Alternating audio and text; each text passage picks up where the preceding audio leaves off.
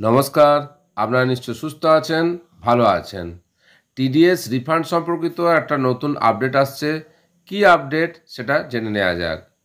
আয়করদাতাদের জন্য একটা বড় স্বস্তির খবর আসছে।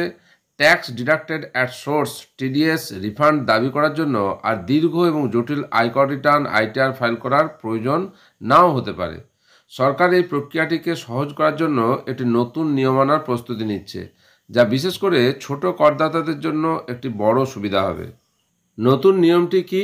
সংসদীয় কমিটির সুপারিশে সরকার আয়কর আইন 2025-এর পর্যালোচনায় এই পরিবর্তনের সিদ্ধান্ত নিয়েছে। নতুন নিয়ম অনুযায়ী করদাতারা শুধুমাত্র একটি সহজ ফর্ম পূরণ করে তাদের টিডিএস রিফান্ড দাবি করতে পারবেন। এই প্রক্রিয়াটি পুরোপুরি ফর্ম 26AS-এ উপলব্ধ টিডিএস ডেটার উপর ভিত্তি করেই হবে। Central board of direct taxes সিবিডিটি এই সরলীকৃত ফর্ম এবং প্রক্রিয়া তৈরির দায়িত্বে রয়েছে। কারা সবচেয়ে বেশি উপকৃত হবেন? এই নতুন নিয়মের ফলে সবচেয়ে বেশি উপকৃত হবেন ছোট করদাতারা, যাদের আয় করযোগ্য সীমার নিচে কিন্তু বিভিন্ন কারণে তাদের টিডিএস কাটা হয়েছে। উদাহরণস্বরূপ, অনেক সময় ব্যাংক বা নিয়োগকর্তা প্রয়োজনীয় নথি জমা না দেওয়ার কারণে টিডিএস কেটে নেয়। এই ধরনের করদাতাদের জন্য শুধুমাত্র রিফান্ড পাওয়ার জন্য আইটিআর ফাইল করা একটা ঝামেলার কাজ ছিল। নতুন নিয়মে তারা সহজেই তাদের টাকা ফেরত পাবেন। নতুন নিয়মের সুবিধা: সহজ প্রক্রিয়া। দীর্ঘ আইটিআর ফর্মের পরিবর্তে একটি সহজ ফর্ম পূরণ করতে হবে। সময় সাশ্রয়।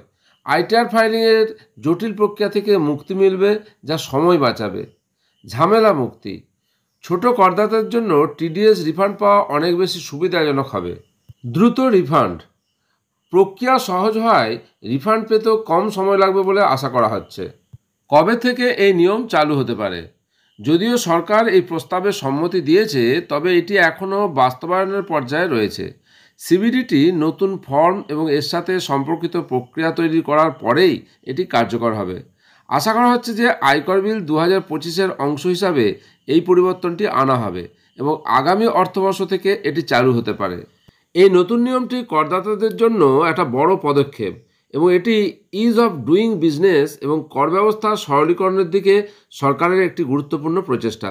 এখন দেখার বিষয় হলো এই নতুন প্রক্রিয়াটি কতটা কার্যকরী হয় এবং করদাতারা এর থেকে কতটা উপকৃত হন। টিডিএস রিফান্ডের জন্য আর আইটিআর ফাইল করার প্রয়োজন নেই। সরকার নতুন নিয়ম আনছে। এটি সিবিডিটির তত্ত্বাবধানে আছে এবং প্রস্তাবের পর্যায়ে রয়েছে। আশা করা যাচ্ছে সামনের অর্থবর্ষ থেকে এটা চালু হয়ে যেতে পারে। এই নিয়ম চালু হলে অনেক সুবিধা হবে অনেক ছোট করদাতাদের জন্য। টিডিএস রিফান্ডের জন্য সুখবর, এই সম্পর্কিত যে তথ্য সামনে এসেছে আপনাদের সঙ্গে শেয়ার করলাম। আপনারা সকলে সুস্থ থাকুন, ভালো থাকুন।